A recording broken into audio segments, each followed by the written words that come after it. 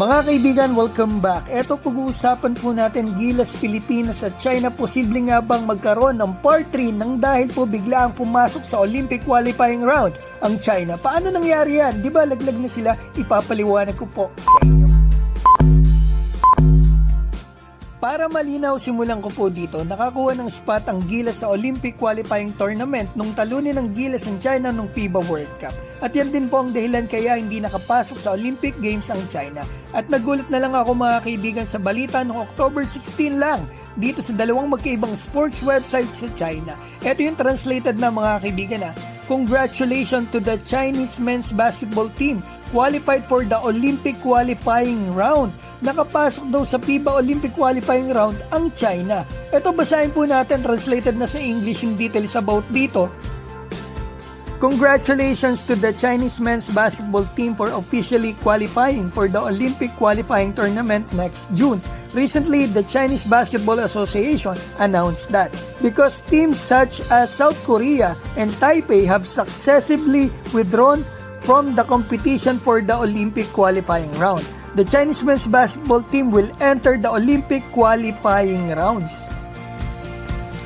So ang nag-announce pala nito mga kaibigan ay yung mismong CBA na qualified na nga po ang China sa FIBA OQT nang dahil umatras daw po ang South Korea at Chinese Taipei dito sa FIBA Olympic qualifying tournament. Kaya tinignan ko ang official website ng FIBA kung ito nga ba talaga ay totoo. At may nakita nga po ako na report about dito. Hindi nga po pala nag-participate ang Korea at Chinese Taipei sa Olympic pre-qualifying tournament sana nila sa Syria nung nakaraang mga buwan. Nakasulat pa dito, FIBA will investigate and assess the matter to determine any potential disciplinary measures. So last month na statement to ng FIBA, so possible ito na po ang naging move ng FIBA na ipalit na nga ang China sa alinman sa mga teams na ito. Para sa akin mga kaibigan na napakagaling naman talaga ng China kung sakaling makakapasok nga talaga sila ng FIBA OQT. Kasi mga kaibigan na laglag na sila eh. At eto, sa bagay, iba nga mga kaibigan na may power ka talaga. Kasi feeling ko talaga, eto si Yao Ming, may power to sa FIBA eh. Kasi ambassador to ng FIBA. At eto pang isang masasabi ko rito na maaaring itatanong mo, posible ba makabawi ang China sa atin? Posible ba magkaroon ng part 3 agad ang Gilas versus China?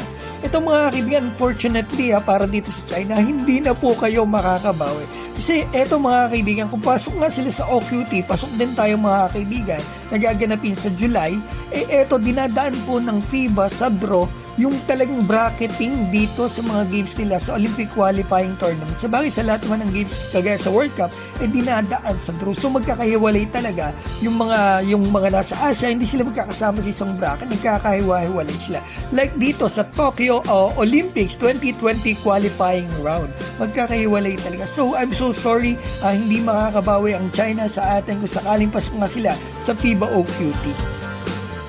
Kung sakaling bigyan ng pagkakataon na magkaharap muli agad ang Gilas at ang China, masasabi ko mga kaibigan, mananalo tayo dyan. At eto, sana mag-comment ka dyan sa baba ng opinion mo about dito. At sana i-like mo naman kaibigan yung video kung malaking tulong sa akin yun. Maraming salamat po sa inyo and God bless.